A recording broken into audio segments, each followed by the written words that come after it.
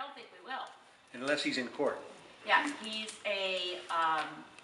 according to everybody I know who knows him, and people that I respect who know him, say he's a very lovely man, that he's an intelligent person. Now, he is a rabid supporter of the Conservative Party, but he's apparently a person, and I accept this, of real integrity.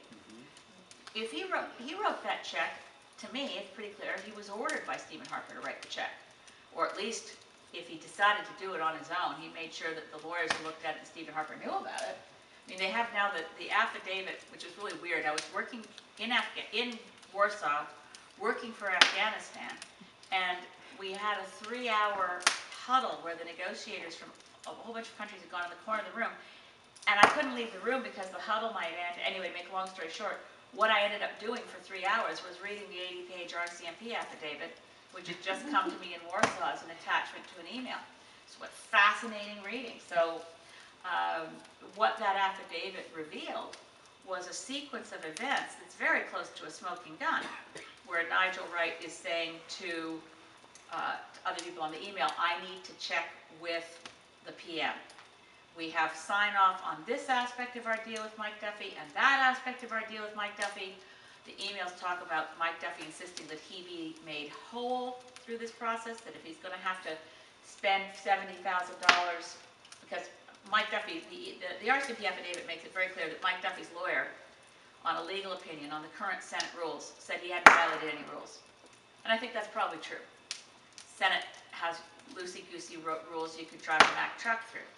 So was he really in contravention of the loosey-goosey Senate rules? No, probably not. But Harper was saying to him, this isn't playing well to our base. We need you to pay that money back. And Duffy's saying, well, if I didn't break any rules, why do I have to give you back $70,000? I've raised millions for you. So this is, and then the email trail goes to where, on the last piece, which from the inference one gets from the emails, is the check to Duffy, making him whole. And there's an email where Nigel Wright says, I'll check this, I have to check this with the PM, and about 45 minutes later he writes back, talk to the PM, we're good to go. Ooh. Yeah, and then in the House of Commons, Mulcair said to Harper, what did it mean, good to go? And Harper said, it merely meant that we were supporting, absolutely, that Mike Duffy had to pay this money back himself.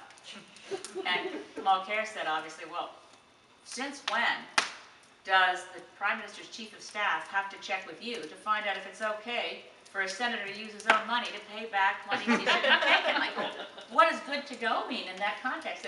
So there's a lot there that's really, so yeah, it's kind of, so Nigel Wright, back to Nigel Wright, man of integrity, I accept that.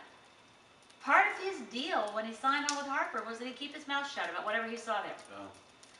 But I bet he's not keeping his mouth shut on some docks on Georgian Bay over the summer with a gin and tonic in his hand and a bunch of the old boys.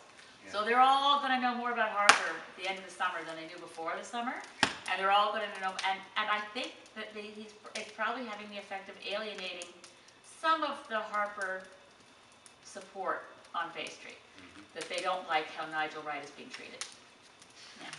So hopefully they won't vote Conservative next time? Oh, they'll go Conservative, but they're probably already talking quietly to Jim Prentice, talking quietly to Jason Kenney, and maybe to John Baird, and maybe to James Moore, and some of the others that are thinking that they'd like to be Conservative leader.